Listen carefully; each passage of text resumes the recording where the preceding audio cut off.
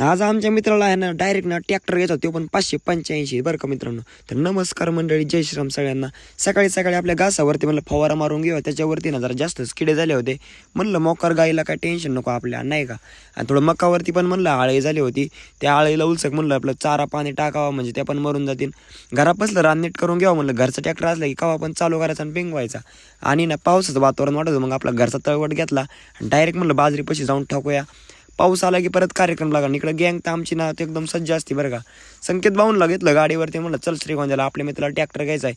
आणि आडळगावमध्ये आहे ना रक्तदान शिबिर ठेवलं बरं का, गणपती बाप्पांच्या ना मंडळाने या आडळगावच्या काळ्या वस्तीवरती. खूप छान नियोजन आहे. आमचा मित्र आला बाजूला ट्रॅक्टर घेऊन वदाडा करे, त्याला हे ट्रॅक्टर एक्सचेंज मारायचा आहे. निलेश भाऊनला ना खूप खूप शुभेच्छा नवीन ट्रॅक्टरबद्दल बरं का. भाऊनला म्हणलं व्हिडिओ काढून घेऊ, परत कसं आपल्याला घाई राहते.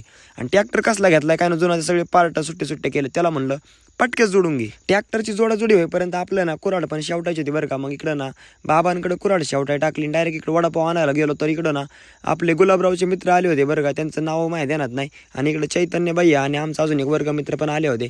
आणि इकडं बघतो होतो काय आपले निलेश भैयाने ना डायरेक्ट बारका ट्रॅक्टर घेऊन टाकला. त्याला म्हणलं आपली हीच लायकी, म्हणलं बारकाच ट्रॅक्टर घ्या. तेव्हा म्हणलं नको राव, मोठाच घेऊन टाकू. मग काय इकडं लगेच नारळ बिरळ फोडला मस्तपैकी. म्हणलं येऊ द्या पेढे भाऊ, आपण त्याची वाट बघत असतो नाही का. आणि कुऱ्हाड पण आपली शेवटून झाली, मग तीच घरी घेऊन गेलो बरं का. आणि इकडं गायांचं खायला प्यायला पण काढावं लागतं, लय उशीर झाला आपल्याला यायला.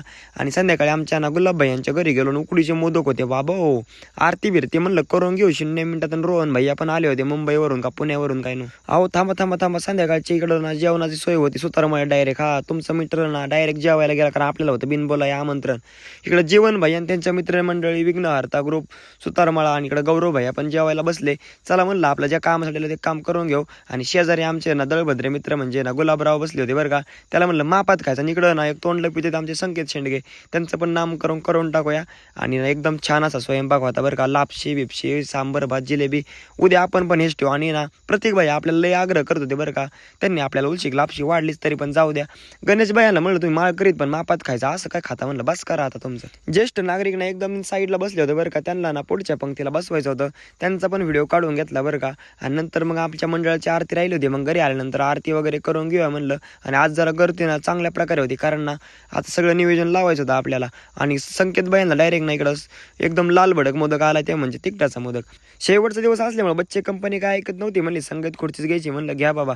आणि आमचा महिला वर्ग पण ना काही डेंजर आहे वॉइस, एकदम सज्ज असतं. त्यांना म्हणलं तुम्ही का माघार घेता, तुम्ही पण संगीत खुर्ची खेळा.